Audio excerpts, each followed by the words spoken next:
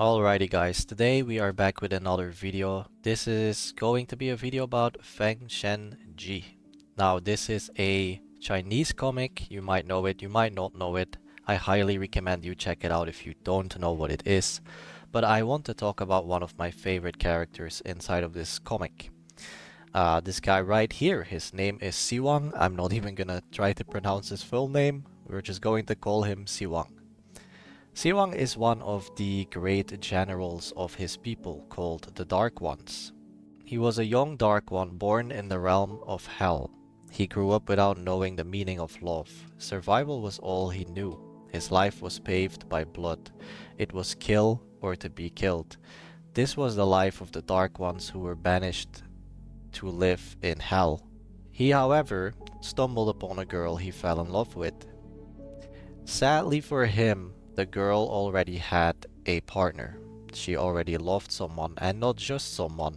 She loved the man who said he was going to change the fate that the Dark Ones were suffering from, and he was going to lead them to victory against the gods in order to leave Hell, so that the Dark Ones people can once again be safe and free. He decided that he should help this man achieve his ambitions.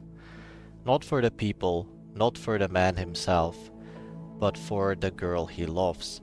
He says no other reason than this is what she wants. She wants for the people to be free. She wants to help the man she loves. And in order to do this, he needed more strength. He needed more power. So he did something that Dark Ones should not do. He went to a very specific tribe of Dark Ones and accepted a cursed mask. This mask would give him unparalleled strength and immortality in order to achieve his goals. The girl he loved, however, died shortly after.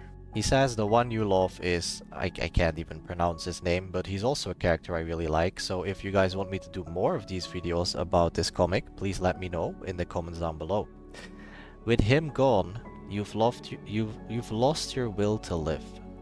So he died, she died, and for a man like him to shed tears is a very, very weird and unique phenomenon. And this shows his humanity, this shows how much he actually cared for her. With her gone, he had been keeping the love that he once held dear, buried at the bottom of his heart ever since. The young man would stand guard in front of her grave every night, fearing that she would feel lonely in the dark. He became the specter of the stony graveyard, an embodiment of fear and sorrow. Beneath that iron mask was a face filled with sadness, helplessness, and sorrow. This is how he would spend his days from then on. He would basically almost all of the time be at the graveyard where his people and the girl he loved have died from the petrification disease. This is a disease that is unique to the Dark One's tribe. They would, because of being banished to live in Hell, they would be subjugated to this disease that would petrify them and killing them in the process. This is what happened to the woman he loved. Now, he uses a whip in battle. This is not what you would expect from a man like him. You would expect him to use something like a great axe or a big hammer maybe, but his weapon of choice is a whip, and he was damn good with it. He was the perfect mid-range fighter essentially. Now Dark Ones have this special ability called Spirit Eyes. They can awaken or basically limit break their weapon of choice, and his is a whip. Now when he does this, it becomes much more powerful and destructive, making him an absolute machine when it comes to doing battle. It was all he knew, and he was good at it. He was pretty much the strongest in terms of combat general of all the Dark Ones. He was really powerful, and he could handle almost any opponent. The opponent he fights here is one of the Honored Ones, which is a very strong race that is not human, not god. It's completely different, and they have a special suit of armor that really increases their defenses. He was still whooping his butt. However, the Honored One found a weakness, which was getting past the whip and getting into close range.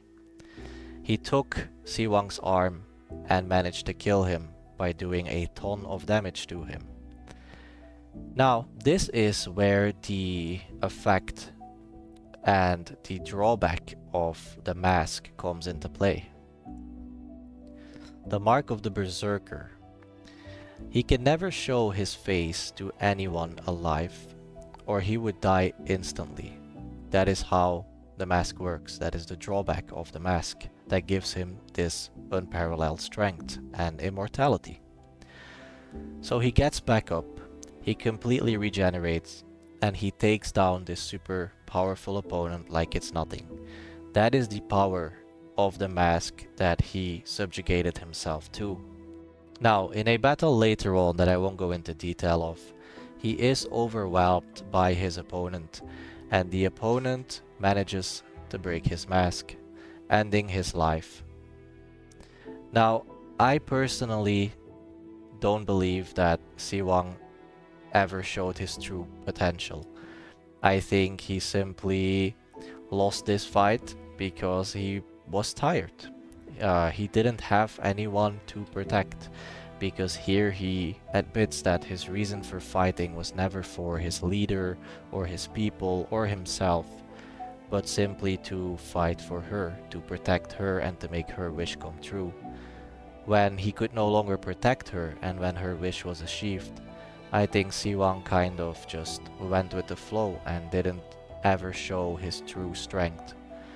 But at the end of the day, it's very sad how he was this powerful, and from the very start his love was doomed. He was in love with a woman that was never going to be able to return his love, and after losing her he kind of lost his reason for fighting. I hope you guys enjoyed this video, and if you want to see more of these videos, please give me a like and comment down below, because I would love making them. Thank you so much for watching. Peace.